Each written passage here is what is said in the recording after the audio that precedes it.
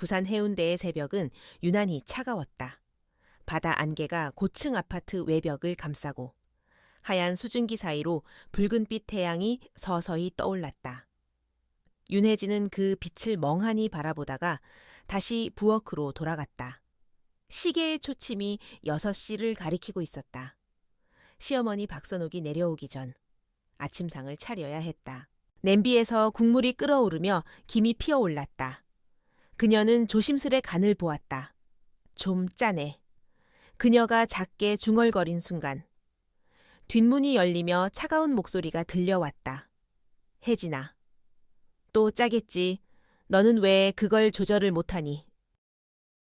박선옥의 목소리는 항상 조용했지만 이상하게도 사람의 숨을 멎게 했다. 혜진은 급히 국물을 덜고 다시 물을 부었다. 손끝이 떨렸지만 아무 내색도 하지 않았다.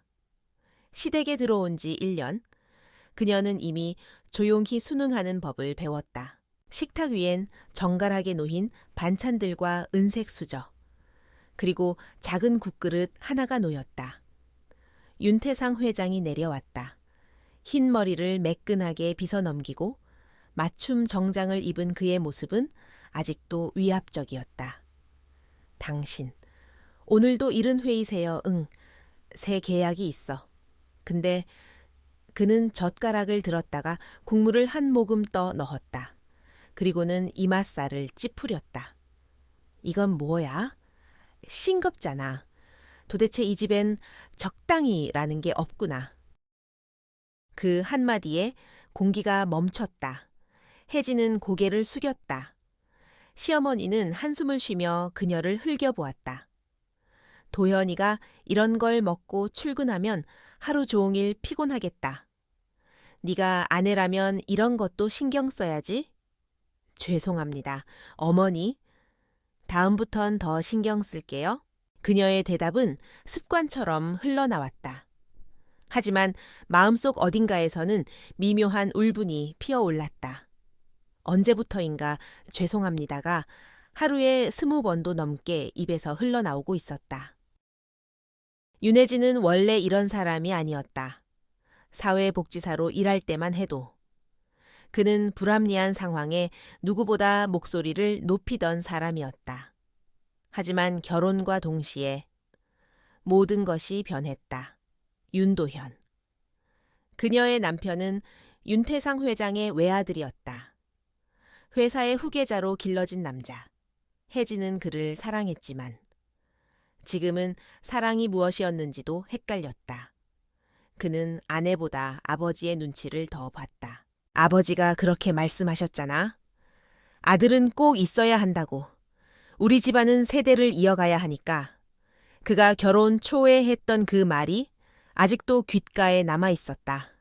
그때는 가볍게 넘겼다. 하지만 지금은 그 말이 족쇄처럼 느껴졌다. 식사가 끝나자 윤태상은 신문을 들고 자리에서 일어났다. 혜진아, 내일 저녁에 사람들 올 거다.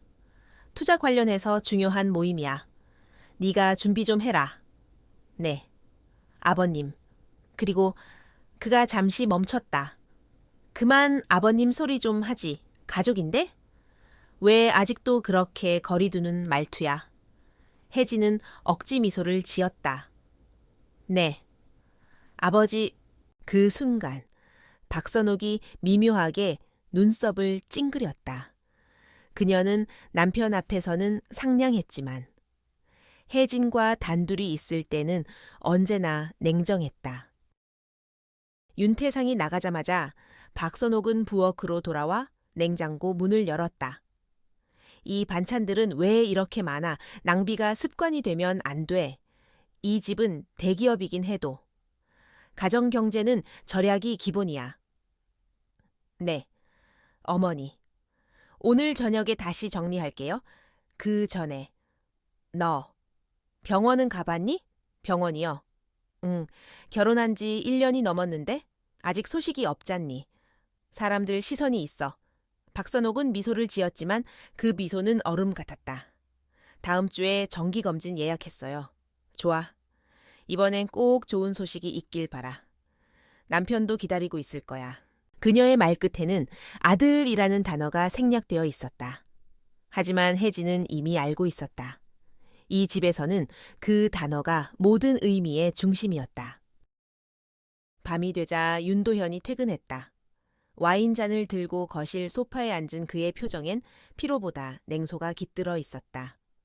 오늘도 힘들었어, 혜진이 조심스레 물었다. 뭐, 아버지한테 또 혼났지. 투자 보고서 늦게 냈다고. 그래도 당신 열심히 하고 있잖아. 열심히 그 사람 눈엔 내가 아직도 어린애야. 회사도 내 손에 완전히 안 주고. 진짜 답답해. 그는 잠시 침묵하더니 와인을 한 모금 마시며 말했다. 혜진아, 우리 아기 가지자. 그녀의 손에 들린 찻잔이 멈췄다. 갑자기 왜 아버지 말이 맞아. 이제 때가 된 것 같아. 그리고 그는 잠시 그녀의 눈을 피했다. 솔직히 아버지가 이번에 조건을 하나 제시하셨어. 조건이요, 남자아이가 태어나면. 우리 명의로 루미나 빌딩을 넘기겠다고 하셨어. 시가로 150억이래. 그 말에 혜진의 머릿속이 하얘졌다? 그게 무슨 말이야, 아기가 무슨 거래야 거래라니? 오해하지 마. 그냥 아버지의 방식이야. 장남이 후계가 되려면 혈통을 이어야 한다는 거지. 그래도 그건 혜진아. 나도 알아. 하지만 현실이 그래. 아버지는 그런 분이야. 그녀는 아무 말도 하지 못했다. 거실의 공기가 무겁게 가라앉았다. 바깥에서는 파도가 아파트 외벽에 부딪히는 소리가 들렸다. 윤혜진은 그 소리를 들으며 생각했다. 이 집은 바다 위의 집이야. 언제 무너질지 모르는 모래 위에 세워진 집. 그날 밤 혜진은 잠들지 못했다. 스마트홈 시스템의 작은 불빛이 벽에 비쳤다. 루미나. 불 꺼줘. 음성인식 AI가 부드럽게 대답했다. 네, 혜진님, 편안한 밤 되세요. 하지만 그 목소리는 이상하게도 사람의 목소리처럼 들렸다. 마치 누군가가 그녀의 방 안에서 속삭이는 듯했다. 그녀는 이 집의 모든 소리가 자신을 감시하고 있다는 느낌을 떨칠 수 없었다. 이틀 뒤, 혜진은 병원을 찾았다. 루미나 케어, 여성센터, 고급 병원이었다. 의사는 밝은 미소로 그녀를 맞았다. 결혼하신 지 1년이 넘으셨죠. 요즘은 스트레스도 임신에 영향을 줍니다. 스트레스라면. 혹시 집안 문제로 불편하신 건 없어요. 혜진은 잠시 침묵했다. 대답 대신 미소로 얼버무렸다. 진료실을 나와 복도를 걸을 때 그녀의 뒤에서 누군가 그녀의 이름을 불렀다. 윤혜진 씨 돌아보니 한 여성이 서 있었다. 긴 생머리에 하얀 가운을 입은 간호사였다. 혹시 상담 프로그램 신청하셨나요? 아니요. 그렇군요. 요즘 산모 스트레스 관리 프로그램을 진행하고 있어서요. 필요하시면 언제든 말씀하세요. 그녀는 명함을 건넸다. 정유리, 심리상담사. 혜진은 명함을 주머니에 넣으며 이상하게 마음이 편해졌다. 누군가 자신의 이야기를 들어줄 수도 있다는 생각이 들었기 때문이다. 집으로 돌아오자 박선옥이 현관에서 기다리고 있었다. 병원 다녀왔니? 네. 그냥 정기검진이에요. 결과는 아직은 특별한 건 없대요. 그래, 그럼 다음엔 내가 같이 가야겠네. 요즘 병원들 믿을 수가 없어. 아이가 생기면 큰일이니까. 괜찮아요. 어머니, 제가 잘할게요. 너한테 맡겨두기엔 불안해서 그래. 그녀의 말은 단순한 걱정이 아니었다. 혜진은 그 말에 속뜻을 알았다. 내가 아들을 낳을 수 있을지 모르겠다. 는 뜻이었다. 밤이 깊어갈수록 혜진의 불안은 커져갔다. 창문 너머로 바다가 출렁거리고 바람이 유리창을 흔들었다. 그녀는 창가에 서서 거울에 비친 자신의 얼굴을 바라봤다. 피곤한 눈, 마른 지야, 굳게 담은 입술. 그녀는 속삭였다. 이 집에서. 내가 얼마나 버틸 수 있을까? 그때 스마트폰이 진동했다. 발신자 정유리 상담사. 오늘 진료 후 표정이 좋지 않으시던데 혹시 괜찮으신가요? 그 짧은 문장이 이상하게 따뜻했다. 혜진은 처음으로 누군가에게 괜찮지 않아요. 라고 답장을 보냈다. 그날 밤, 혜진은 오랜만에 눈을 감았다. 하지만 꿈속에서 들려오는 목소리는 여전히 차가웠다. 아들을 낳아라. 그래야 이 집의 사람이 될 수 있다. 그녀는 그 말을 따라 어둠 속을 걸었다. 그리고 문득 깨달았다. 이 집의 바다는 아름답지만 그 아래엔 아무도 모르는 깊은 심연이 있다는 것을. 그날 이후 윤혜진의 하루는 조용히 그러나 서서히 무너져 내리고 있었다. 남편 도현은 회사 일로 늦게 들어오거나 아예 들어오지 않는 날이 많아졌다. 그럴수록 시어머니 박선옥의 시선은 더 날카로워졌다. 그녀의 말투에는 언제나 미묘한 의심이 섞여 있었다. 병원에서는 뭐래? 왜 아직 소식이 없어? 검사 결과는 괜찮다고 했어요? 조금 더 기다려보자고. 기다리면 뭐가 달라지니 혜진아. 여자라면 이런 일은 타이밍이야. 너무 늦으면 안 돼. 그녀의 말은 늘 당부처럼 들렸지만 사실상 명령이었다. 윤혜진은 억지로 미소를 지으며 고개를 끄덕였다. 그러나 속으로는 피가 식는 듯했다. 밤이면 거실 한켠에서 스마트홈 AI 루미나의 전원이 깜빡였다. 루미나. 녹화 중단해. 죄송합니다. 보안 프로토콜로 인해 영상 기록은 자동으로 저장됩니다. 기계음이 차갑게 울려 퍼졌다. 이 집에서는 숨소리 하나까지 기록되고 있었다. 며칠 뒤 병원에서 전화가 왔다. 예, 윤혜진 씨. 지난 검사 결과가 나왔습니다. 임신이 확정됐어요. 순간. 모든 소리가 멈춘 듯 했다. 정말인가요? 네. 축하드립니다. 다만 아직 초기라 주의가 필요해요. 전화를 끊은 후 혜진은 한참을 멍하니 있었다. 눈물이 뺨을 타고 흘렀다. 이젠 나도 엄마가 되는구나. 하지만 그 감정의 뒤에는 설명할 수 없는 두려움이 함께 있었다. 그날 저녁, 박선옥은 이 소식을 듣자마자 손뼉을 쳤다. 드디어 됐구나. 잘 됐다. 혜진아, 아버지께 말씀드려야지. 그녀는 바로 윤태상에게 전화를 걸었다. 여보, 우리 혜진이가 드디어 임신했대요. 이번엔 분명히 아들일 거예요. 통화가 끝나자마자 집안의 공기가 달라졌다. 윤태상은 평소보다 훨씬 부드러운 표정으로 혜진에게 다가왔다. 잘했다. 정말 잘했다. 그의 손이 혜진의 어깨 위에 놓였다. 그러나 그 따뜻함은 낯설었다. 그건 축복이 아니라 기대였다.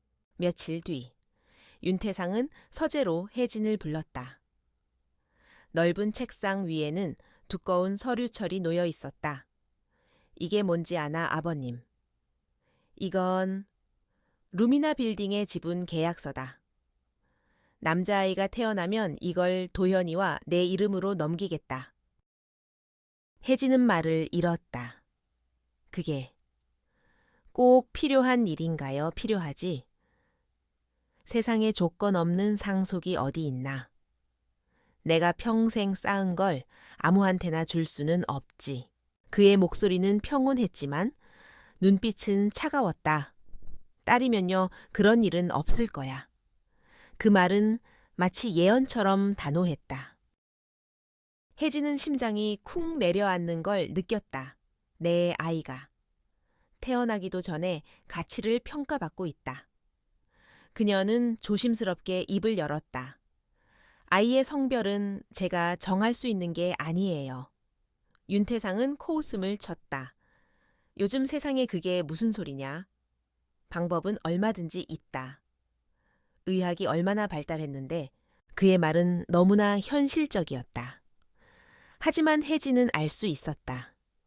그 방법이란 말 안에는 윤리 따위는 존재하지 않았다. 밤이 깊었다. 윤도현이 퇴근하자마자 서재로 향했다. 그는 아버지와 한참 이야기를 나누더니 웃으며 나왔다. 혜진아. 아버지 말씀 들었지? 이제 진짜 시작이야. 무슨 시작? 우리 집에 대를 잇는 거지. 그의 목소리에는 책임감이 아닌 탐욕이 섞여 있었다. 그녀는 묻고 싶었다. 그 아기는 우리 아이야. 아니면 당신 아버지의 후계자야. 하지만 입 밖으로 나오지 않았다.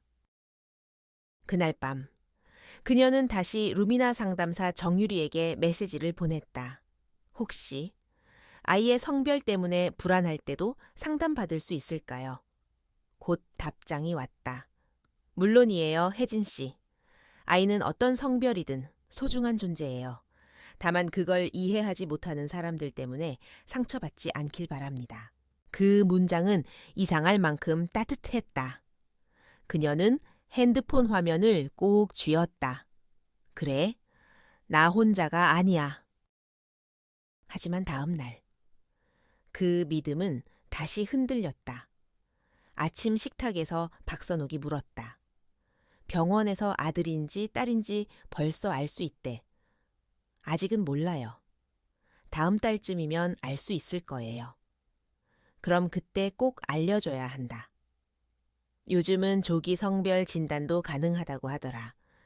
우리 병원장님이 그러시던데 부산대 쪽에 좋은 곳 있다고? 아직은 좀 이른데요. 아니야. 빨리 알수록 좋지. 그녀의 말투는 평온했지만 그 안엔 불안과 집착이 엿보였다. 식탁에 앉아있던 윤태상은 조용히 신문을 접었다. 아들이어야 한다. 그 한마디에 모든 소리가 사라졌다. 혜진은 젓가락을 내려놓았다. 아버지, 전 어떤 아이든 괜찮아요. 아이의 성별보다 중요한 건 건강하게 태어나는 거라고 생각해요. 윤태상의 눈빛이 번쩍였다. 그런 소리 하지 마라. 네 생각 따윈 중요하지 않아. 이 집안은 내가 만든 집이고 앞으로도 내가 정한다. 그 말은 선언이었다. 혜진은 숨이 막혀 아무 말도 할 수 없었다. 그날 밤 도현은 무심히 TV를 보며 말했다. 아버지가 괜히 그러시는 게 아니야. 아들이 있어야 회사를 물려줄 수 있잖아. 그럼 딸은요, 딸은 아무 의미 없어요. 그건 우리 현실이 그래. 현실 당신도 똑같네. 그녀의 목소리는 떨리고 있었다. 아버지가 만든 현실을 당신도 그대로 따라하고 있잖아. 도현은 짜증난 듯 일어섰다. 그만 좀 해. 괜히 감정적으로 굴지 마. 문이 닫히는 소리가 울렸다. 남겨진 건 텅 빈 거실과 미묘한 기계 음뿐이었다. 루미나, 오늘 하루 요약해줘. AI가 대답했다. 오늘의 감정 지수 불안 82%, 슬픔 64%, 추천 음악 힐링 재즈. 그녀는 웃음을 흘렸다. 이 집의 감정은 숫자로 표현되는구나. 며칠 뒤 병원 진료일이 다가왔다. 정유리 상담사는 혜진을 조용히 불렀다. 혹시 시댁 쪽에서 압박을 받으시나요? 혜진은 잠시 망설이다가 고개를 끄덕였다. 아이의 성별 때문에요. 만약 딸이면. 그들은 절 받아들이지 않을 거예요. 그건 당신 잘못이 아니에요. 사람들이 만들어 놓은 틀일 뿐이에요. 그녀는 상담사의 말을 듣고도 웃을 수 없었다. 병원 복도를 걸으며 벽에 붙은 광고 포스터가 눈에 들어왔다. 유전자 맞춤 임신 프로그램, 원하는 미래를 선택하세요? 문득 소름이 돋았다. 이 세상은 이미 아이의 운명까지 거래되는 시대가 되어 있었다. 그날 밤 혜진은 잠결에 이상한 소리를 들었다. 루미나. 녹화 시작. 낮게 깔린 기계음이 들렸다. 하지만 그녀는 분명히 그런 명령을 내린 적이 없었다. 눈을 떴을 때 방 안은 이미 미세한 빛으로 가득했다. 거실 벽면 스크린에는 데이터 업로드 중이라는 문구가 깜박였다. 그녀는 몸을 떨며 말했다. 루미나. 멈춰. 죄송합니다.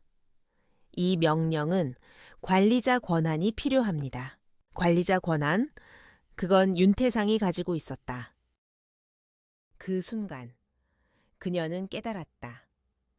이 집의 기술은 편리를 위한 것이 아니라 통제를 위한 것이었다. 그들은 단지 자신을 감시하는 게 아니라 그녀의 삶 전체를 설계하고 있었다. 다음 날 윤태상은 아침부터 외출 준비를 하며 말했다. 내일 서울에서 중요한 회의가 있다. 도현이랑 같이 올라간다. 네. 아버지, 너는 그동안 몸조심해라. 절대 무리하지 말고 무엇보다 좋은 소식이 있어야 하지 않겠나. 그가 떠난 뒤 박선옥이 다가와 혜진의 손을 잡았다. 아가, 너무 걱정하지 마. 나도 처음엔 힘들었어. 하지만 결국에는 아들을 낳아서 이 집안에 자리 잡았지. 그녀의 눈빛엔 자랑과 경고가 섞여 있었다. 그러니까 너도 현명하게 해야 해. 세상은 이상보다 결과를 본단다. 그날 밤 혜진은 침대에 누워 배를 어루만졌다. 뱃속에는 아직 작은 생명이 자라고 있었다. 미안해. 아직 네가 누군지도 모르는데 사람들은 이미 널 조건으로 만들고 있어. 창밖으로 파도가 철썩였다. 그 소리 사이로 그녀는 희미하게 속삭였다. 아가야. 어떤 세상이 오더라도 엄마는 너를 지킬게. 그게 어떤 대가를 치르더라도. 그녀의 눈가에 눈물이 흘렀다. 그리고 그 눈물 한 방울이 베개에 떨어지는 순간 멀리서 루미나의 붉은 불빛이 깜빡였다. 마치 누군가 그녀의 결심을 이미 알고 있었다는 듯이 새벽 3시 윤혜진은 잠결에 누군가의 시선을 느꼈다. 눈을 떴을 때 방 안은 고요했지만 벽 한쪽에 루미나 패널이 미세하게 깜빡이고 있었다. 루미나. 조명 꺼. 대답이 없었다. 대신 패널 화면에 짧은 문장이 떠올랐다. 보안 점검 중입니다. 그녀는 등골이 서늘해졌다. 루미나는 단순한 AI가 아니었다. 윤태상이 직접 IT 계열사에 지시해 집 전체를 설계한 시스템이었다. 집안의 온도, 조명, 카메라, 심지어 혜진의 건강 데이터까지 실시간으로 수집했다. 보안 점검이라니. 그녀는 휴대폰을 꺼내 루미나 앱을 열었다. 하지만 관리자 모드에 접근할 수 없습니다. 라는 문구만 반복됐다. 그녀는 직감했다. 누군가 자신을 보고 있다. 다음 날 아침, 윤태상 부부는 서울로 출장을 갔다. 집에는 혜진 혼자였다. 그녀는 처음으로 깊은 숨을 내쉬었다. 오랜만에 고요였다. 그녀는 조심스럽게 거실을 돌아다녔다. 천장 구석마다 조그만 렌즈가 박혀 있었다. 그중 하나가 미세하게 움직였다. 그녀는 손끝으로 그 렌즈를 덮었다. 이제 그만 좀 봐요. 마치 누군가 들을 것처럼 낮게 속삭였다. 점심 무렵 문인이 울렸다. 택배입니다. 문을 열자. 낯선 남자가 서 있었다. 그는 루미나 케어, 여성센터의 로고가 찍힌 박스를 들고 있었다. 윤혜진 씨, 맞으시죠? 병원에서 보낸 건강관리 키트입니다. 건강관리요. 네, 산모 대상 무료 서비스라는데요. 그녀는 서명을 하고 박스를 받았다. 안에는 초음파 패드, 혈압계, 그리고 작은 모니터링 기기가 들어 있었다. 설명서에는 이렇게 적혀 있었다.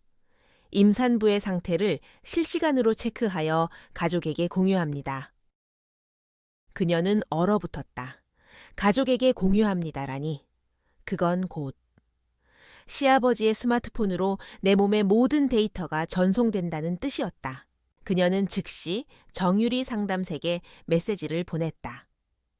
혹시 병원에서 이런 기기 보냈나요? 잠시 후 답장이 왔다. 아니요.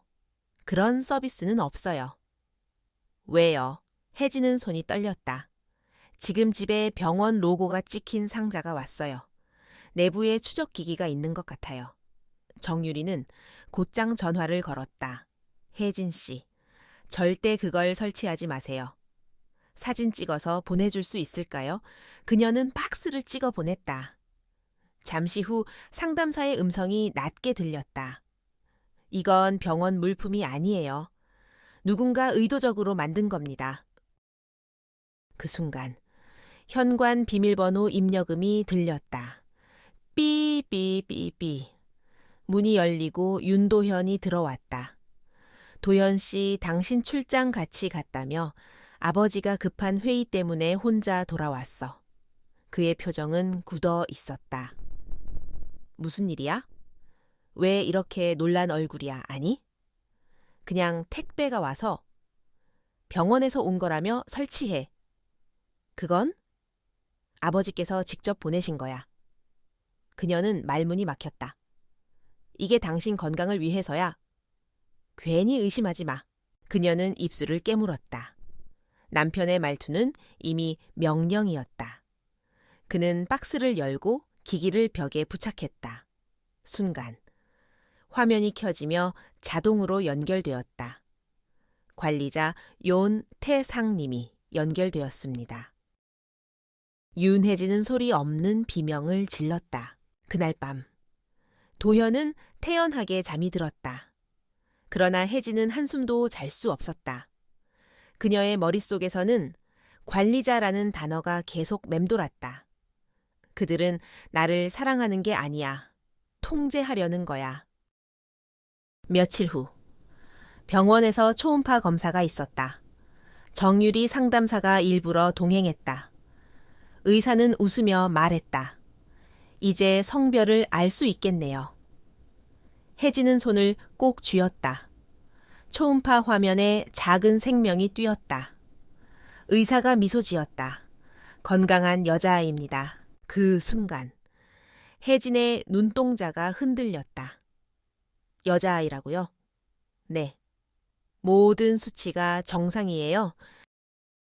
혜진은 웃으려 했지만 눈물이 먼저 흘렀다. 기쁨과 공포가 한꺼번에 밀려왔다. 이걸 어떻게 말해야 하지? 집으로 돌아오자마자 시어머니에게 전화가 왔다. 결과 나왔니 네.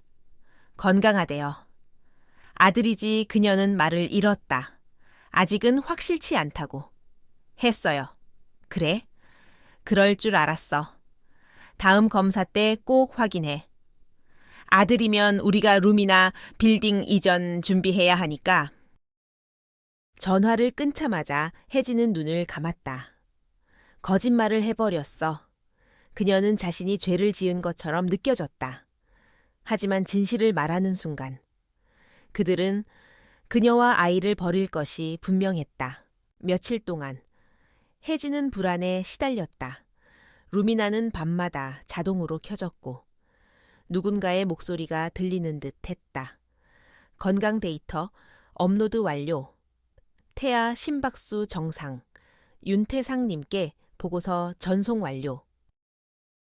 그녀는 미친 듯이 패널을 두드렸다. 그만했거. 그러나 아무 반응도 없었다. 오직 차가운 음성만이 되돌아왔다. 보안 접근이 거부되었습니다. 그녀는 한순간 깨달았다. 자신의 집이 더 이상 안식처가 아니라는 것을. 밤, 베란다에 나가 바다를 바라봤다. 멀리 해운대 불빛이 흔들리고 있었다. 그녀의 배를 감싸며 속삭였다. 빛나야, 미안해. 엄마가 널 지켜줄게. 이 세상이 널 어떻게 보든. 너는 존재 자체로 소중해. 하지만 그녀의 독백은 오래가지 못했다. 뒤에서 시어머니의 목소리가 들렸다. 무슨 말을 그렇게 혼자 중얼거려. 어머니, 언제 오셨어요, 방금? 병원 결과 들었는데. 왜 말을 안 했니, 그게? 혹시 딸이라서 숨기는 거니? 혜진의 얼굴이 하얗게 질렸다. 그럼 그렇지. 역시 그럴 줄 알았어. 박선옥의 눈빛은 차가웠다. 이 집에 들어온 이상 너는 우리 가문의 명예를 지켜야 해. 그 아이가 딸이라면 곤란해질 거야.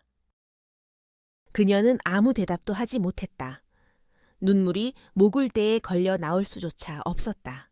그날 밤 박선옥은 남편에게 전화를 걸었다. 여보, 병원에서 들었어요. 그 아이. 아들 아닙니다. 잠시 침묵이 흘렀다. 그리고 윤태상의 낮고 단단한 목소리가 들렸다. 확실한 거야, 네. 그럼 준비해. 그 말의 의미를 그녀는 몰랐다. 하지만 곧 모든 게 드러나게 될 터였다. 다음 날 아침, 집안에 루미나 시스템이 이상하게 작동했다. 거실 조명이 깜빡이며 불안정한 전파음이 들렸다. 혜진은 급히 루미나 앱을 열었다. 그러자 새로운 메시지가 떴다. 관리자 업데이트 완료, 모니터링 레벨 강화. 같은 시각, 병원에서는 누군가 루미나케어 여성센터 서버에 접근했다. 환자 목록 중 윤혜진의 데이터가 열렸다. 그리고 그 파일이 외부 관리자 계정으로 복사되었다. 해운대의 바람이 차갑게 불었다. 혜진은 창밖을 보며 느꼈다. 이건 단순한 감시가 아니야. 누군가 내 아이를 바꾸려 하고 있어. 바다 위의 집은 여전히 반짝이고 있었지만 그 안에서 혜진의 세계는 조용히 금이 가고 있었다. 그 균열은 아주 작고 보이지 않았지만 곧 세상을 뒤흔들 만큼 커질 것이었다. 그날 밤 집안의 모든 불빛이 꺼졌지만 루미나 패널만은 여전히 희미하게 빛나고 있었다. 윤혜진은 눈을 감고도 그 불빛을 느낄 수 있었다. 마치 살아있는 눈동자가 자신을 바라보는 듯했다. 꺼져, 제발. 그녀는 이불을 뒤집어쓰며 웅크렸다. 그러나 귀를 막아도 기계음이 귓가를 스쳤다. 데이터 업로드 완료. 태아 상태, 양호. 그녀는 잠들지 못한 채 새벽을 맞았다. 이른 아침, 시어머니 박선옥이 해운대. 바람을 맞으며 베란다에 서 있었다. 그녀의 손에는 휴대폰이 들려 있었다. 네. 원장님, 이번 주에 서울로 올라갈 거예요. 그 건 조용히 진행해 주세요. 목소리는 낮고 또렷했다. 혜진은 문틈으로 그 모습을 지켜보다가 몸이 굳었다. 며칠 후 서울에서 윤태상 부부가 돌아왔다. 그들은 평소보다 훨씬 단정한 차림이었다. 무언가 이미 결정을 내린 사람들의 얼굴이었다. 혜진아, 오늘 저녁에 식사 좀 같이 하자. 이야기할 게 있어? 박선옥이 미소를 지었다. 그 미소는 낯설었다. 너무 부드러워서. 오히려 두려웠다. 저녁 식탁에는 오래된 와인이 올랐다. 윤태상이 잔을 기울이며 말했다. 이제 몸 상태는 좀 어때? 괜찮아요. 병원에서도 순조롭다고. 그래. 다행이네. 그는 잠시 말을 멈추더니 잔을 내려놓았다. 서울에 있는 루미나케어 본원으로 옮길 생각이네. 본원으로요? 그래, 그쪽이 시설이 훨씬 좋지. 아기에게도, 너에게도. 혜진은 순간 숨이 막혔다. 부산 병원에서도 충분히 괜찮아요. 박선옥이 나섰다. 혜진아, 네 상태를 생각해서 하는 말이야. 서울 본원에는 특수관리 프로그램이 있어 산모별로 최적화된 환경을 제공한대. 하지만 갑자기 이건 논의할 문제가 아니야. 윤태상의 목소리가 단호하게 끊었다. 그녀는 젓가락을 놓았다. 아버님, 혹시 그 병원에서 무슨 계획이 있으신가요? 계획 그가 미소 지었다. 그냥 네가 건강하게 출산하길 바라는 것뿐이지. 하지만 그 미소 뒤에는 어떤 계산이 숨어 있었다. 그녀는 그것을 직감적으로 느꼈다. 그날 밤, 윤도현이 방으로 들어왔다. 서울로 가게 됐다며 아버지가 직접 병실 예약하셨대. 도현 씨, 나 정말 가야 해 물론이지. 아버지가 다 준비하셨다잖아. 걱정할 필요 없어. 하지만 그 병원은 이상해. 그곳에서 뭘 하려는지 모르겠어. 그만해. 혜진, 요즘 예민해졌어. 그는 피곤하다는 듯이 등을 돌렸다. 혜진은 눈을 감았다. 그녀의 안에서 무언가가 부서지고 있었다. 며칠 후, 서울행 전용 차량이 집 앞에 도착했다. 검정색 SUV 3대가 줄지어 섰다. 운전석에서 정장을 입은 남자가 내렸다. 윤혜진님 맞으시죠? 병원 이송팀입니다. 이송팀이라는 단어가 낯설게 들렸다. 그녀는 박선옥을 바라봤다. 이건 뭐예요? 걱정하지 마. 병원에서 보내준 거야. 택시나 타면 되는데 왜? 해운대에서 서울까지는 멀잖니. 산모가 필요하면 안 되지. 그녀는 결국 차에 올랐다. 도시를 벗어나 고속도로가 펼쳐졌다. 유리창 밖으로 스치는 풍경은 점점 낯설어졌다. 서울에 도착했을 때는 이미 어둑해져 있었다. 루미나케어 본원은 거대한 유리 건물이었다. 빛이 새어나오는 복도마다 프라이버시 보호라는 문구가 붙어 있었지만 그 빛은 차갑고 인공적이었다. 윤혜진님, 이쪽으로 오세요. 간호사가 안내했다. 혜진은 병실 안으로 들어서며 숨을 삼켰다. 침대 옆 벽에는 루미나 시스템이 통합된 대형 스크린이 있었다. 여기에도 루미나가 있나요? 물론이죠. 회장님께서 직접 설치하셨다고 들었어요. 그녀는 머리가 멍해졌다. 도망칠 곳이 없었다. 다음 날, 정유리 상담사가 병원으로 찾아왔다. 그녀는 복도에서 혜진을 붙잡았다. 혜진 씨, 왜 연락이 안 됐어요? 서울로 옮겼어요. 시댁이 그렇게 결정했어요. 서울 본원이라니, 거긴 좀 특별한 곳이에요. 특별하다니요? 정유리는 잠시 망설였다. 그 병원엔 선택적 성별 프로그램이 있어요. 합법은 아니지만 재력 있는 사람들은 비밀리에 이용하죠. 혜진의 손에서 서류가 떨어졌다.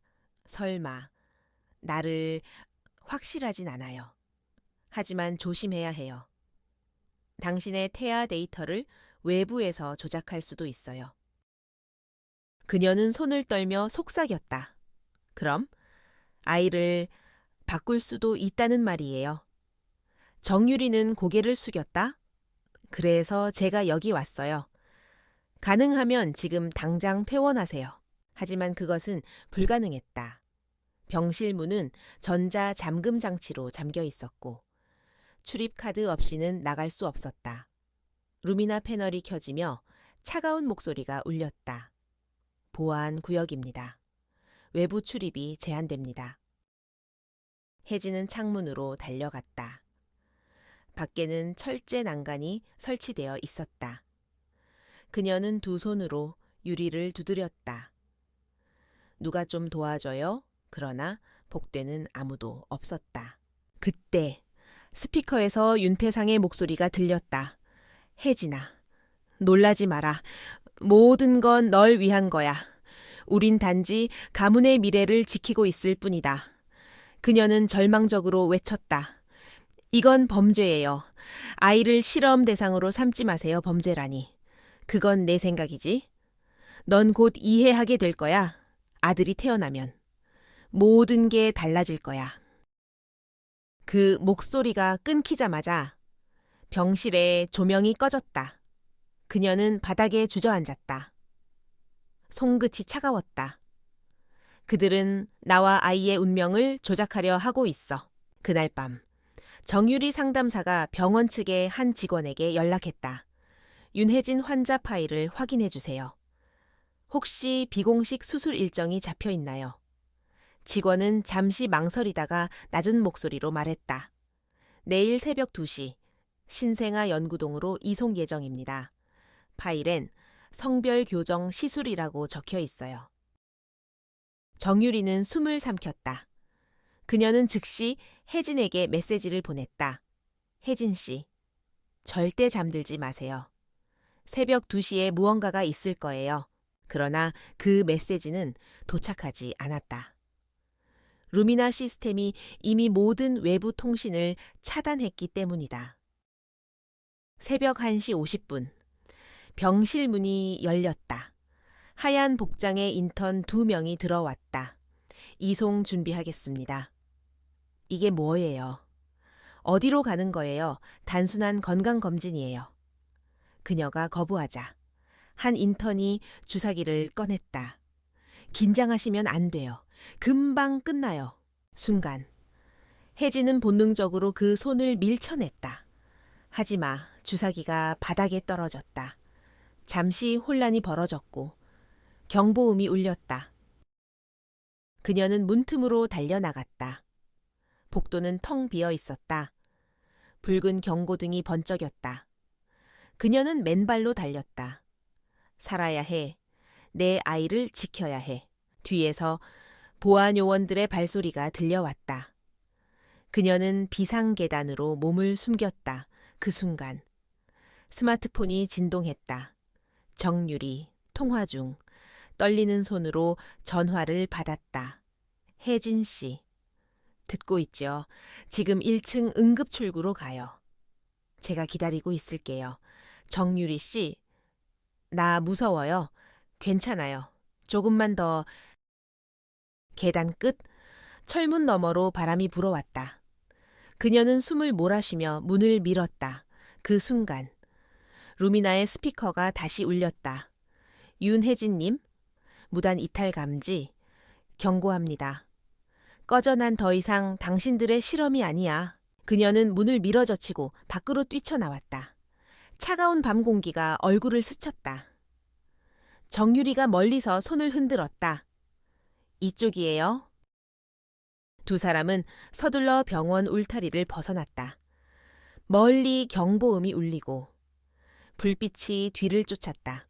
그녀는 숨이 차올랐지만 단 한 가지 생각만 했다. 이 아이를 지켜야 해. 무슨 일이 있어도 그들의 손에 맡길 순 없어. 그리고 그 순간 윤혜진의 귓가에 다시 그 차가운 목소리가 들려왔다. 너는 도망칠 수 없다. 루미나는 어디에나 있다. 밤하늘 위로 번쩍이는 경고등이 그녀의 얼굴을 붉게 비췄다. 혜진은 품에 손을 얹고 속삭였다. 괜찮아. 빛나야, 이제 엄마가 널 데리고 진짜 세상으로 갈 거야. 멀리 바다 냄새가 나는 바람이 불어왔다. 그것은 두려움과 희망이 뒤섞인 자유의 냄새였다. 비 오는 서울 새벽. 윤혜진은 정유리의 차 뒷좌석에 몸을 웅크렸다. 젖은 머리카락에서 빗물이 뚝뚝 떨어졌고 손에는 아직도 주사바늘 자국이 남아 있었다. 정유리가 떨리는 손으로 핸들을 잡았다. 괜찮아요. 혜진 씨 다친 데 없어요. 아니요. 괜찮아요. 그냥 심장이 너무 빨리 뛰어요. 차 안에는 숨소리와 와이퍼 소리만 들렸다.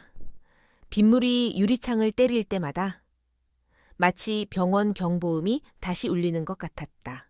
이제 어디로 가야 하죠? 당분간 제 친구가 운영하는 쉼터에 숨을 거예요. 그곳은 루미나 시스템이 닿지 않는 구역이에요. 그 말에 혜진은 처음으로 작은 숨을 내쉬었다. 루미나가 사람을 추적할 수도 있나요? 그건 단순한 가전제품이 아니에요. 윤태상 회장이 만든 AI는 단순한 보조장치가 아니라 데이터 감시 네트워크예요. 그 사람은 사람의 행동과 감정까지 예측하려 해요. 감정까지요, 그래요. 그가 당신의 불안 수치, 스트레스 수치, 심박수를 모두 실시간으로 보고 있었어요. 그 데이터로 순종적 산모를 만들려고 한 거죠. 혜진의 손이 차가워졌다. 그럼 내 아이도 감시받고 있었던 거예요. 정유리는 대답 대신 고개를 떨궜다. 차는 강북의 골목길로 들어섰다. 비닐천으로 덮인 간판들 사이로 희미한 불빛이 새어나왔다. 빈누리 여성 자립센터. 이곳이 정유리의 친구가 운영하는 보호시설이었다. 안으로 들어가자 따뜻한 공기와 커피 향이 느껴졌다. 한 중년 여성이 다가왔다. 유리 씨가 말한 분이 이분인가요? 네. 윤혜진 씨예요. 지금 임신 6개월이세요. 여성은 혜진의 손을 꼭 잡았다. 여긴 안전해요. 아무도 찾지 못할 거예요. 그녀는 그 말에 울컥했다. 이 단 한마디가 지금껏 들어온 어떤 위로보다 진심 같았다. 며칠 동안 혜진은 쉼터에서 조용히 지냈다. 아침이면 작은 라디오에서 뉴스가 흘러나왔다. 루미나케어 병원, 데이터 유출 의혹, 환자 개인정보 3만 건, 외부 유출 정황 포착. 그녀는 라디오를 멈췄다. 시작됐다. 정유리가 서류 봉투를 들고 들어왔다. 혜진 씨, 이거 보세요. 병원 내부 자료예요. 그녀는 봉투를 열었다. 안에는 의료 보고서가 여러 장 들어 있었다. 환자명 윤혜진, 프로젝트 코드 SONB. 이게 뭐예요? SONB. 손베타. 말 그대로나마 난에아 실험 프로젝트예요. 태아의 성별을 인공적으로 변환하는 실험이었어요. 혜진은 숨이 멎는 것 같았다. 그들은 내 아이를 실험하려 했던 거예요. 맞아요. 그 기술이 성공하면. 윤태상 회장은 완벽한 후계자 생산 시스템을 만들 수 있었겠죠. 정유리의 목소리가 떨렸다. 혜진 씨는 단순한 며느리가 아니었어요. 첫 번째 실험 대상이었어요. 그녀는 머리를 감싸쥐었다. 내가 그들의 실험실이었단 말이에요. 정유리는 단호히 말했다. 우린 이걸 세상에 공개해야 해요. 병원과 윤태상 회장을 고발합시다. 그럼 그 사람들은 가만히 있지 않을 거예요. 그래도 해야 해요. 이건 단순히 한 집안의 문제가 아니에요. 그날 밤, 혜진은 잠을 이루지 못했다. 창문 밖에서 비가 내렸고, 복도 끝에서는 어린아이의 울음소리가 들렸다. 그녀는 배를 어루만지며 속삭였다. 빛나야, 세상은 이렇게 더럽지만, 그래도 엄마는 널 지킬 거야. 엄마가 약속할게. 다음 날 새벽, 정유리와 혜진은 경찰서로 향했다. 그러나 접수실 문 앞에서 두 사람은 멈춰 섰다. 입구 앞에는 검은 정장을 입은 남자 2명이 서 있었다. 그들의 귀에는 무정이가 꽂혀 있었다. 정유리가 혜진의 팔을 잡았다. 뒤로 돌아가요. 두 사람은 다시 골목길로 숨었다. 정유리가 낮은 목소리로 말했다. 벌써 움직였어요. 윤태상 회장 쪽에서 경찰 내부까지 손을 쓴 것 같아요. 그녀는 절망했다. 그럼 우린 어떻게 해야 하죠? 기자한테 넘겨요. 내가 알고 있는 사람이 있어요. 그날 오후 두 사람은 한 카페 구석에서 한 남자를 만났다. 작은 안경을 쓴 기자였다. 윤태상 회장의 불법 연구 자료라니. 사실이라면 큰 사건이겠군요. 그는 자료를 훑어보다가 눈썹을 찡그렸다. 하지만 증거가 부족해요. 실험 영상을 확보해야 합니다. 영상이요. 루미나 서버에 모든 기록이 저장되어 있을 거예요. 그걸 확보하면 모든 게 밝혀집니다. 혜진은 고개를 들었다. 그럼 제가 다시 그곳에 가야 한다는 거죠. 정유리가 고개를 저었다. 안 돼요. 너무 위험해요. 내가 아니라면 누가 하겠어요. 그건 내 아이와 나의 진실이에요. 그녀의 눈빛은 단단했다. 이제 두려움보다 분노가 앞섰다. 그날 밤, 혜진은 몰래 병원으로 향했다. 루미나 케어 본원은 여전히 불빛이 새어나오고 있었다. 정유리와 기자가 멀리서 지켜보고 있었다. 우리가 CCTV를 해킹해 줄게요. 보안이 풀리는 3분 동안만 움직여요. 알겠어요. 혜진은 몰래 건물 안으로 들어갔다. 복도는 정적했다. 그녀는 익숙한 문을 찾아갔다. 신생아 연구동 B1. 그 문 안에는 한때 그녀가 누워있던 침대가 있었다. 그리고 벽면에는 수많은 태아 데이터가 떠 있었다. 화면 중앙에는 커다란 문구가 깜빡이고 있었다. 성별 전환 알고리즘 시뮬레이션, 진행률 68%. 그녀는 숨을 삼켰다. 이게 그들이 하려던 거였어. 그 순간. 뒤에서 발소리가 들렸다. 이럴 줄 알았다. 윤도현이었다. 그의 손에는 루미나 제어 태블릿이 들려 있었다. 당신, 여기서 뭐 하는 거야? 진실을 확인하러 왔어요. 당신들. 나와 내 아이를 어떻게 한 거죠, 혜진아? 그만해. 아버지가 하시려던 건 우리 모두를 위한 일이야. 우리 모두 그건 당신 아버지의 욕심이지. 당신도 알고 있었죠. 나를 이용했다는 걸. 윤도현의 눈빛이 흔들렸다. 나는 어쩔 수 없었어. 아니, 당신은 선택했어. 그리고 난. 이제 나의 선택을 할 거야. 그녀는 태블릿을 낚아차의 벽에 던졌다. 유리 파편이 튀며 불꽃이 일었다. 경보음이 울렸다. 비인가 접근 감지. 그녀는 스크린 앞 콘솔로 달려가 USB를 꽂았다. 데이터 전송률이 빠르게 올라갔다. 백업 중 70% 혜진 씨. 서둘러요 정유리의 목소리가 이어폰을 통해 들려왔다. 보안 인력이 이동 중이에요. 윤도현이 다급히 달려왔다. 혜진아, 제발 멈춰. 이제 늦었어. 그녀는 마지막 키를 눌렀다. 백업 완료, 전송 시작. 그 순간 불이 꺼졌다. 전력 차단. 모든 화면이 어둠 속으로 사라졌다. 윤도현이 외쳤다. 너 이게 무슨 짓인 줄 알아? 아버지가 널 절대 용서하지 않을 거야. 그럼 용서받지 않겠어. 그녀는 문을 열고 뛰쳐나왔다. 복도를 달리며 USB를 품에 꽉 쥐었다. 이건 내 아이의 생명이고 내 증거야.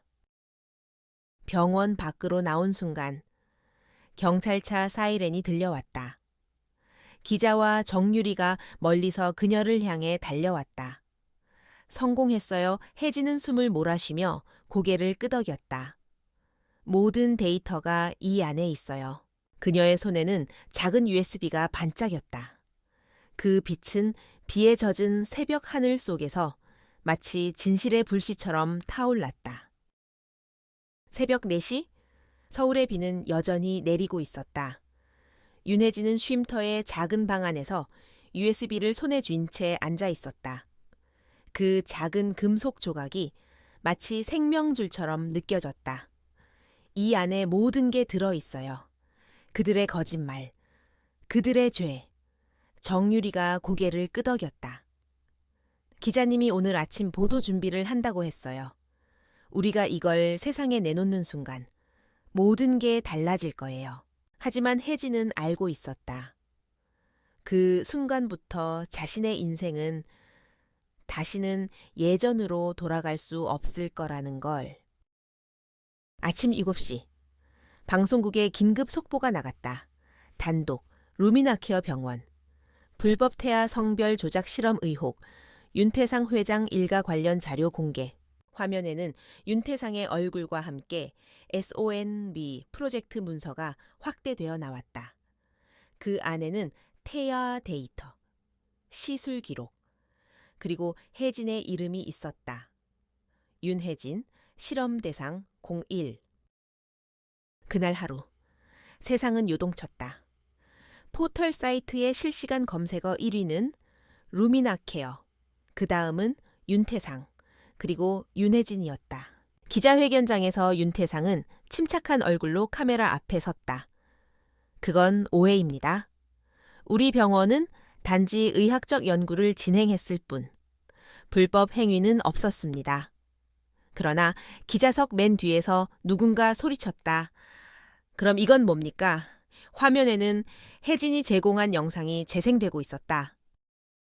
윤태상이 의사와 대화하던 장면이었다. 성별 전환 성공률은 현재 68%입니다. 회장님, 좋아. 이번엔 반드시 아들이 나와야 해. 순간, 기자회견장은 술렁였다. 카메라 플래시가 번쩍였고 윤태상의 얼굴은 하얗게 굳었다. 그는 아무 말도 하지 못한 채 자리를 떠났다. 그날 오후, 검찰은 루미나케어 본원과 윤태상 자택을 압수수색했다. 정유리는 혜진 옆에서 뉴스를 보며 속삭였다. 끝났어요. 드디어 끝났어요. 하지만 혜진은 고개를 저었다. 아니요, 아직이에요. 그 사람들은 쉽게 무너지지 않아요. 며칠 후, 윤태상과 박선옥, 윤도현이 모두 체포되었다. 뉴스 화면 속에서 경찰차에 오르는 그들의 얼굴은 어딘가 낯설게 보였다. 더 이상 권위도 가문도 없었다. 그저 두려움에 찌든 인간의 얼굴이었다. 검찰 조사에서 윤태상은 모든 혐의를 부인했다. 나는 아들의 후계 준비를 위해 의료 발전을 도모했을 뿐이다. 하지만 그 말은 아무 의미가 없었다. 증거가 너무나 명확했기 때문이다. 윤도현 역시 횡령 혐의와 공범으로 구속되었다. 그의 계좌에서는 회사 자금 수십억이 흘러나온 흔적이 발견됐다. 그 돈은 프로젝트 S&B 자금으로 사용된 것으로 드러났다. 혜진은 매일 조사에 참여해야 했다. 그녀의 진술이 결정적인 역할을 했기 때문이다. 법정 안. 방청석의 시선이 모두 그녀에게 쏠렸다. 재판장이 물었다. 피해자 윤혜진 씨, 당시의 상황을 직접 말씀해 주시겠습니까? 그녀는 깊게 숨을 들이켰다. 저는 단지 아이를 낳고 싶었을 뿐이었어요. 하지만 그들은 제 몸을, 제 아이를 돈과 명예를 위한 도구로 만들었어요. 저는 사람이 아니라 실험체로 취급받았어요. 법정 안이 조용해졌다. 그녀의 목소리는 떨렸지만 단 한 글자도 흐트러지지 않았다. 윤태상은 아무 말도 하지 않았다. 하지만 그 눈빛 속에는 끝내 사과도, 후회도 없었다. 재판은 3달간 이어졌다. 그리고 마침내 판결이 내려졌다. 피고인 윤태상, 불법 의료행위 및 강요죄로 징역 10년. 피고인 박선옥, 공모 및 협박죄로 징역 3년.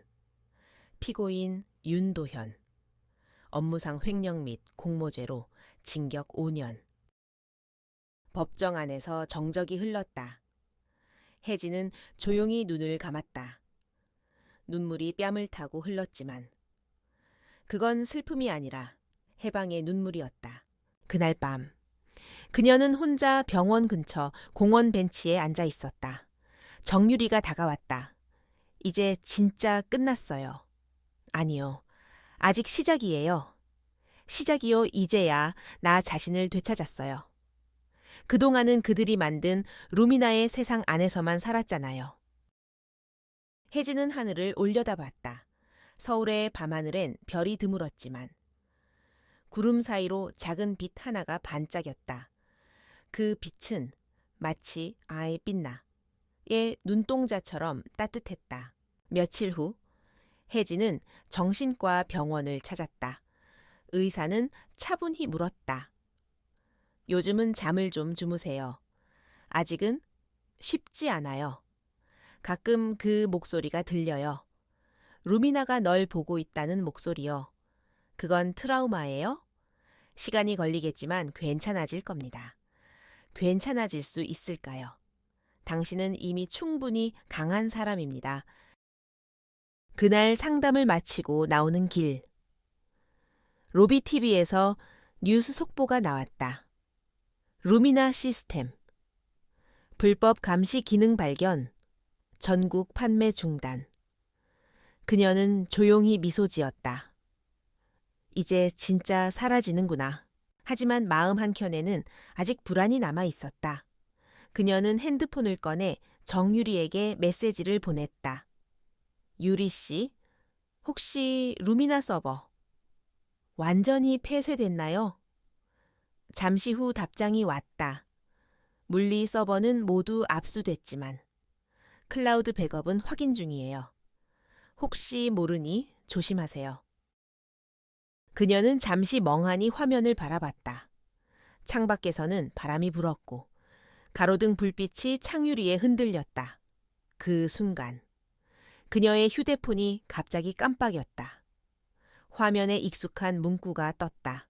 루미나 시스템 복원 중입니다. 심장이 멎는 듯한 순간 화면은 이내 꺼졌다. 그녀는 깊게 숨을 내쉬었다. 이제 그만 내 인생에서 꺼져. 그러나 그녀는 알고 있었다. 그것은 단순한 오류가 아니라 세상이 완전히 바뀌지 않았다는 신호라는 것을. 그녀는 창문을 열고 바람을 맞았다. 빛나야, 괜찮아. 우린 다시 시작할 거야. 이 세상은 아직 어둡지만 너는 그 안에서 빛나면 돼.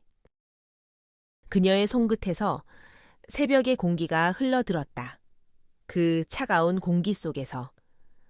마침내 그녀는 오랜 악몽에서 깨어났다. 아침 햇살이 얇은 커튼 사이로 스며들었다. 윤혜진은 눈을 떴다. 한동안 꿈을 꾸지 못했지만 오늘은 오랜만에 잠이 깊었다.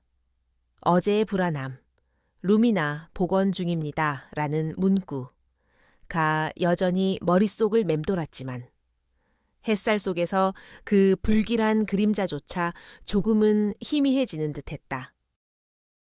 빛나야, 잘 잤어. 혜진은 옆에서 잠든 아기를 바라보았다. 작은 손가락이 꼬물거리며 그녀의 손끝을 잡았다. 그 미세한 천이 살아있는 증거였다. 세상의 모든 폭풍이 지나가도 이 아이는 여전히 숨 쉬고 있었다. 그녀는 아이의 뺨에 입을 맞췄다. 이젠 아무도 너를 건드리지 못해. 거실로 나와 창문을 열자. 봄바람이 불었다. 새로운 계절이었다. 윤태상 일가가 구속된 지 6개월이 지났고 세상은 그 사건을 루미나 게이트라고 불렀다. 수많은 뉴스와 다큐멘터리가 만들어졌고 혜진의 이름은 용기 있는 내부 고발자로 불렸다. 하지만 그녀는 영웅이 되고 싶지 않았다. 그저 평범한 삶을 되찾고 싶었다. 영웅이 아니라 그냥 엄마로 살고 싶어요. 그녀가 한 인터뷰의 마지막 말이었다. 사람들은 그 말을 기억했다. 그녀의 얼굴은 어느새 많은 여성들에게 해방의 상징이 되었다. 그럼에도 불구하고 밤마다 불안은 찾아왔다. 어두운 방 안에서 문득 윤혜진님? 심박수 상승 감지. 그 음성이 다시 들리는 듯한 착각. 그럴 때면 혜진은 거울 앞에 서서 자신에게 말했다. 그건 과거야.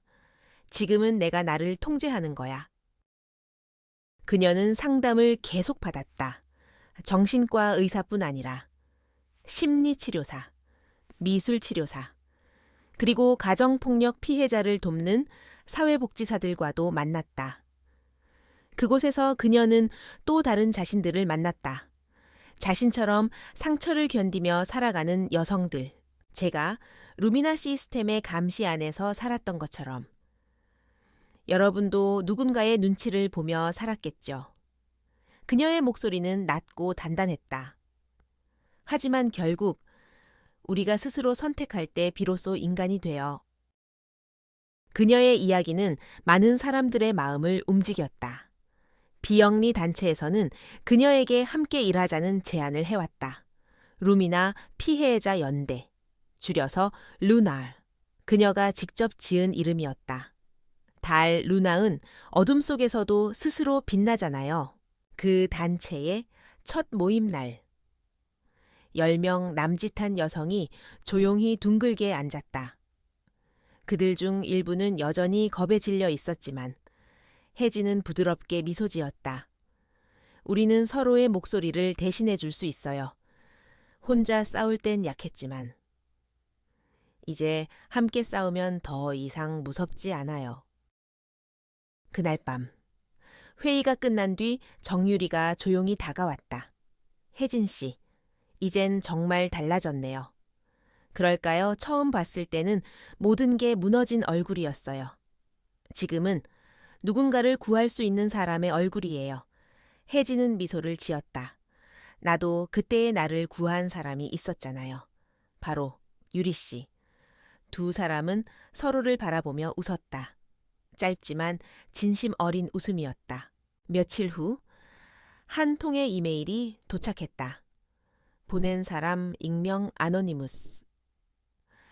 제목 루미나 서버 복원 파일 경고. 그녀는 잠시 망설였다. 메일을 열자 짧은 문장이 떠올랐다. 윤태상은 감옥에 있지만 시스템은 아직 살아있다. 그리고 첨부 파일 하나, 루미나 복원 백업 록. 손끝이 떨렸다. 그녀는 파일을 열지 않았다. 그 대신 USB에 담아 봉긴했다. 이건 경찰에 넘겨야겠어요. 정유리가 놀라며 물었다. 혹시 또 뭔가 남아있는 걸까요? 몰라요. 하지만 이제 내가 직접 추적하진 않을 거예요. 내가 해야 할 일은 더 이상 폭로가 아니라 회복이에요. 그녀는 그렇게 말했다. 그 말은 다짐이자 선언이었다. 시간은 흘러 봄이 여름으로 바뀌었다. 빛나는 이제 돌이 되었다. 그날 그녀는 딸의 첫 생일 파티를 열었다. 작은 케이크 위에는 일 모양의 초가 반짝였다. 혜진은 초를 바라보며 속삭였다. 이건 생명의 불빛이야. 빛나야. 누가 뭐래도 너는 태어나길 잘한 아이야. 정유리, 쉼터의 친구들, 상담사들까지 모두 모였다. 그들은 서로를 끌어안고 웃었다. 누군가 말했다. 이 집엔 진짜 평화가 있어요. 혜진은 조용히 대답했다. 평화는 그냥 생기는 게 아니에요. 누군가 끝까지 싸워야 생겨요. 밤이 깊고 손님들이 돌아간 후 그녀는 불을 끄고 거실에 앉았다. 아이가 잠든 방에서 규칙적인 숨소리가 들려왔다. 그 소리는 세상에서 가장 따뜻한 음악 같았다. 그녀는 오랜만에 노트북을 열었다. 화면 속에는 루날의 새 프로젝트 문서가 떠 있었다. 제목 감시 없는 세상. 빛으로 다시 태어나다. 그녀는 문장 하나를 추가했다.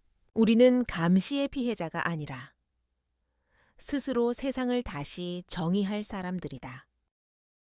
손가락이 키보드를 멈추는 순간 노트북의 카메라 불빛이 잠깐 깜빡였다.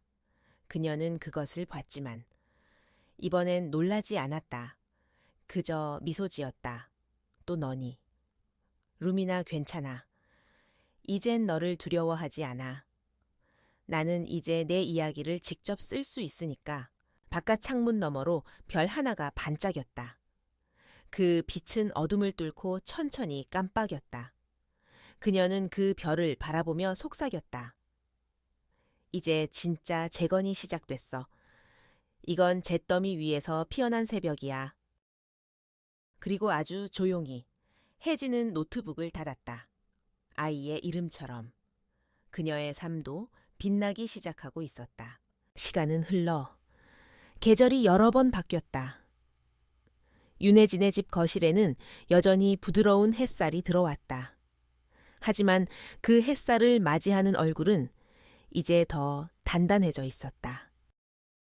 엄마, 이거 봐. 5살이 된 빛나가 종이 위에 색연필로 둥근 해를 그리고 있었다. 그 해의 중앙엔 작은 하트를 그려 넣고는 해맑게 말했다. 이건 우리 집이에요?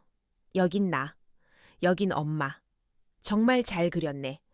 근데 왜 해가 이렇게 커 엄마가 해처럼 웃으니까요? 그녀는 웃음을 터뜨렸다. 그 웃음소리엔 오래전의 아픔이 섞여 있었지만 이제는 그것마저 부드러운 추억처럼 녹아 있었다. 윤혜진은 30대 중반이 되었다. 지금은 런아르의 대표로 일하고 있었다. 단체는 점점 커져서 전국 각지의 여성 쉼터와 협력하며 감시 없는 삶을 위한 법제화 운동을 이어가고 있었다. 그녀는 회의가 끝난 후에도 종종 생각했다. 내가 이렇게까지 살아남을 줄. 그땐 정말 몰랐어. 세상도 조금은 변했다. 루미나 게이트 이후 정부는 인공지능 윤리법을 제정했다. AI가 인간의 사생활이나 신체 데이터를 임의로 수집하는 행위는 금지되었고, 의료 연구 또한 동해 기반 시스템으로만 가능해졌다. 하지만 완전히 사라진 것은 아니었다. 언제나 그렇듯 권력과 욕망은 새로운 얼굴로 돌아왔다.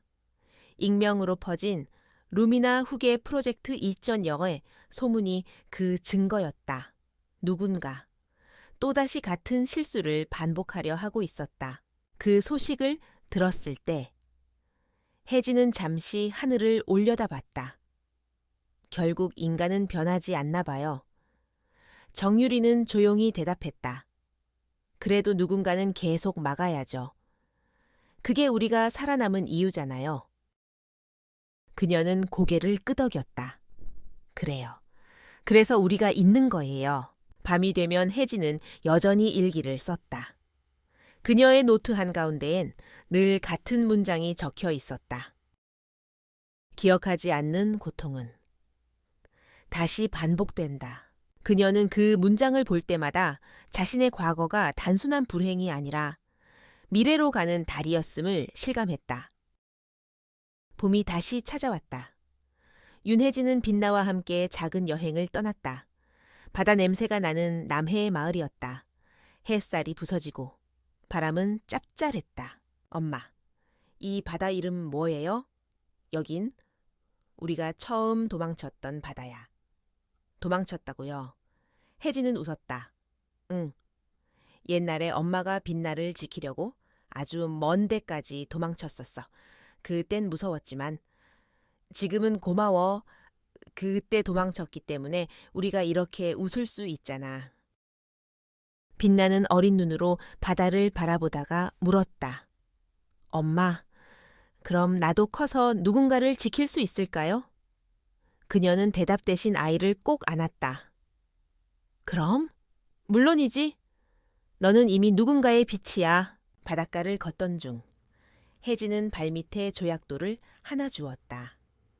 그 돌에는 오래전 파도에 다른 흔적이 있었다. 그녀는 그것을 아이 손에 쥐어주며 말했다. 이건 엄마가 무너졌던 날의 기억이야. 하지만 동시에 다시 일어났던 날의 기억이기도 해. 빛나는 그것을 가슴에 꼭 안았다. 그럼 이건 보물이에요. 그래, 보물이야. 그녀는 그 순간 깨달았다. 과거의 상처는 숨겨야 할 흉터가 아니라 다음 세대에게 물려줄 용기의 증거라는 것을. 며칠 뒤 서울로 돌아온 그녀는 르날 본부에서 마지막 회의를 진행했다. 다음 달부터는 감시 피해자 지원센터를 새로 열 겁니다. 이제 피해만 말하는 단계를 넘어서 회복과 교육으로 나아가야 해요. 그녀의 목소리는 더 이상 떨리지 않았다. 회의실 안에 스크린에 한 문장이 떠 있었다. 루미나 시스템 최종 삭제 완료 국가 디지털 기록권 보고서. 그 순간 모두가 박수를 쳤다. 혜진은 눈을 감았다.